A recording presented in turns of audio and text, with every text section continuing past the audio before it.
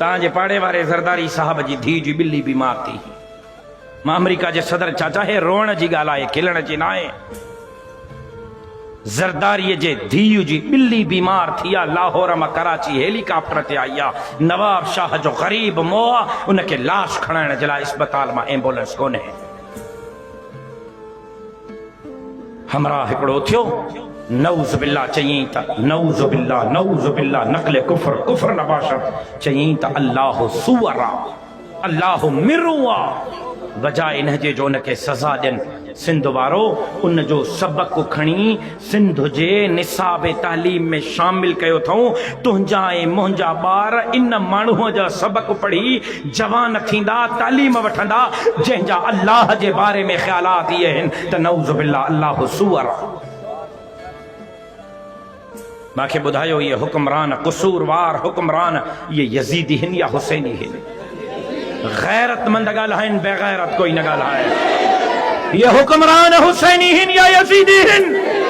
ग़रीबनि जे पेटनि ते लत हणण वारा हुसैनी आहिनि या यज़ीदी आहिनि? ॻाल्हायो।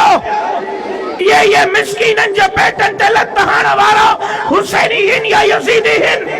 सिंध खपाइण वारा हुसैनी आहिनि या यज़ीदी आहिनि? मस्जिदनि मदरसनि ॾाढे पटकनि ते थारा हणण वारा हुसैनी आहिनि या यज़ीदी आहिनि? न्याणियुनि जे इज़तुनि ते हमला करण वारा हुसैनी आहिनि या यज़ीदी आहिनि? ऐं इन्हनि खे वोट ॾियण वारा हुसैनी आहिनि या यज़ीदी आहिनि? फ़ैसिलो वञी पाण कजो।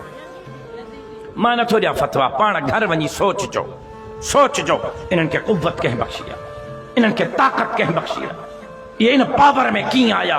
किथे असांजे वोट ते इन्हनि खे ताक़त न ॾिनी आहे, असांजे वोट ते इन्हनि खे क़ुव्वत न बख़्शी आहे। मां जॾहिं ॻाल्हायां थो मुल्लो हा मुल्लो ज़रूर हा, मां मञां थो मां मुल्लो हा, मां मञां थो मां मुल्लो हा, मुल्लो ज़रूर हा, धरतीअ जो गद्दार न आहियां। मुल्लो ज़रूर हा, सिंध जो गद्दार न आहियां। मुल्लो ज़रूर हा, सिंध खपाइण वारनि मां न आहियां। मुल्लो ज़रूर हा, ग़रीबनि मिस्कीननि हारनि मज़दूरनि जे हक़नि ते धाड़ा हणण वारो न आहियां। जेसि ताईं शीशीअ में साहु आहे दीन जी बि चौकीदारी कंदुमि त सदा घणी सिंध जे बि इंच जी चौकीदारी कंदो रहंदुसि। छा तव्हां मुंहिंजा ॿ हवेली थियण जे लाइ